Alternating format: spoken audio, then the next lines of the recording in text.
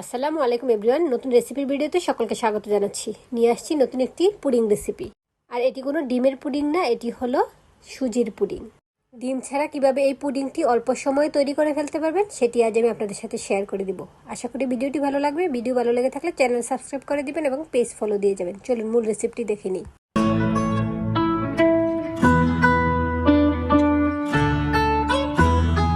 এই সুজির পুডিং তৈরি করার জন্য প্রথমে আমি ক্যারামেলটা তৈরি করে নিব। এখানে 1/4 কাপ চিনি দিয়েছি। চিনিটাকে আমি চুলায় অল্প আঁচে জাল করে ক্যারামেল তৈরি করে নিব।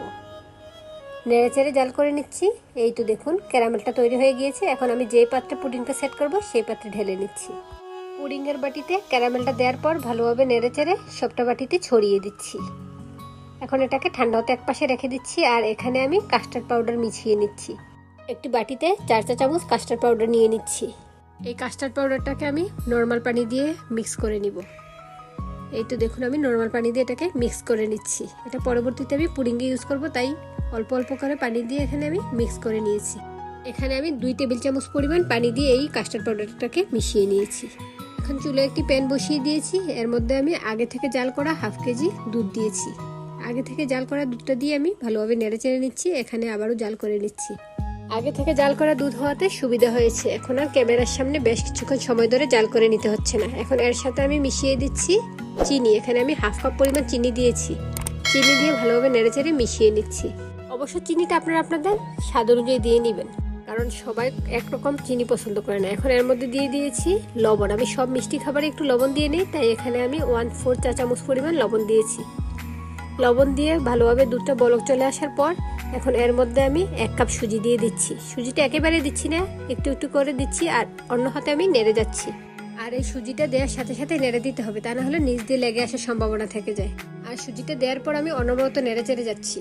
এই অনবরত নাড়াচাড়ার মধ্যে সুজিটা ঘন হয়ে এসেছে। এখনো একেবারেই ঘন হয়ে যায়নি, কিছুটা ঘন হয়ে এসেছে। আর আমি অনবরত নেড়ে চেড়ে যাচ্ছি। সুজি দেওয়ার পর অবশ্যই অনবরত নেড়ে চেড়ে যেতে হবে, তা না হলে দলা পেকে যাওয়ার সম্ভাবনা থেকে যায়। এখন এই সুজির সাথে অ্যাড করে দিব সেই মিক্স করে রাখা কাস্টার্ড পাউডারটা। কাস্টার্ড পাউডারটা এনে আমি আবারও নেড়েচেড়ে দিচ্ছি, কারণ নিচে দিয়ে জমাট বেঁধে থাকে, পানিটা উপরে ভেসে আসে আর কাস্টার্ড পাউডারটা নিচে জমাট বেঁধে থাকে। তাই এটা সুজির সাথে অ্যাড করার আগে আবারও ভালোভাবে নেড়েচেড়ে মিশিয়ে নিতে হবে। আর দেখুন আমি এক হাত দিয়ে নেড়ে যাচ্ছি আর অন্য হাত দিয়ে একটু একটু করে কাস্টার্ড পাউডার দিয়ে যাচ্ছি। এটা অবশ্যই এক হাত দিয়ে নেড়ে যেতে হবে আর অন্য হাত দিয়ে দিয়ে নিতে হবে, তা না হলে এক অংশে শুধু এই কাস্টার্ড পাউডারটা জমাট বেঁধে থাকবে, এর মধ্যে দলা পেকে থাকবে। এই তো দেখুন আমি অনবরত নেড়ে যাচ্ছি, যেন কোনো অংশ আবার জমাট বেঁধে থাকতে না পারে। আর এই কাস্টার্ড পাউডারটা দেওয়ার ফলে এই সুজিটাই সুন্দর একটা কালার এসেছে।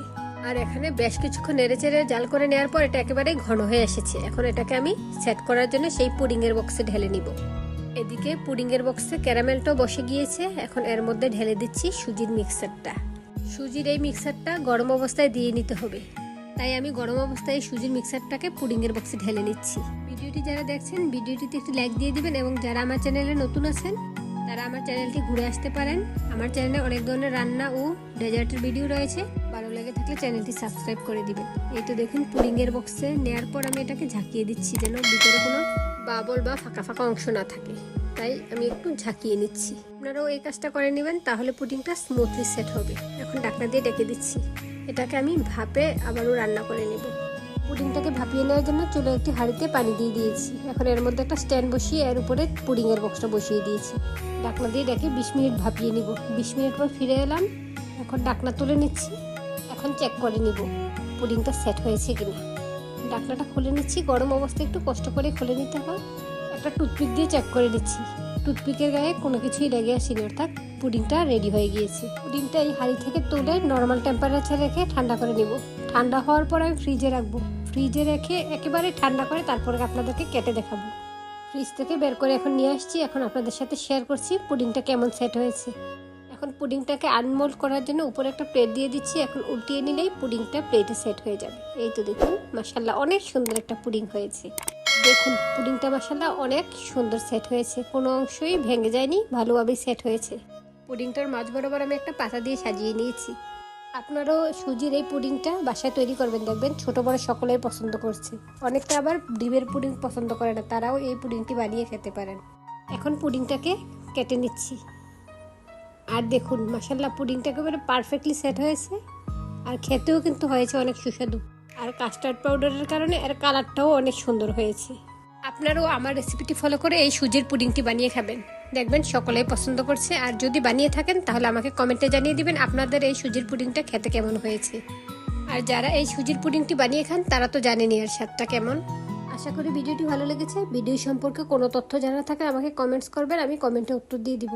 আর এরকম নতুন নতুন রেসিপির ভিডিও পেতে হলে আমার চ্যানেলটি সাবস্ক্রাইব করে পাশে থাকা বেল আইকনটি বাজিয়ে রাখুন, এতে করে আমি নতুন ভিডিও দিলে আর আপডেট সবার আগে আপনার কাছে পৌঁছে যাব। আবার চলে আসবো অন্য কোনো নতুন রেসিপির ভিডিও নিয়ে। সেই পর্যন্ত সবাই ভালো থাকুন, সুস্থ থাকুন। আল্লাহ হাফেজ, আসসালামু আলাইকুম।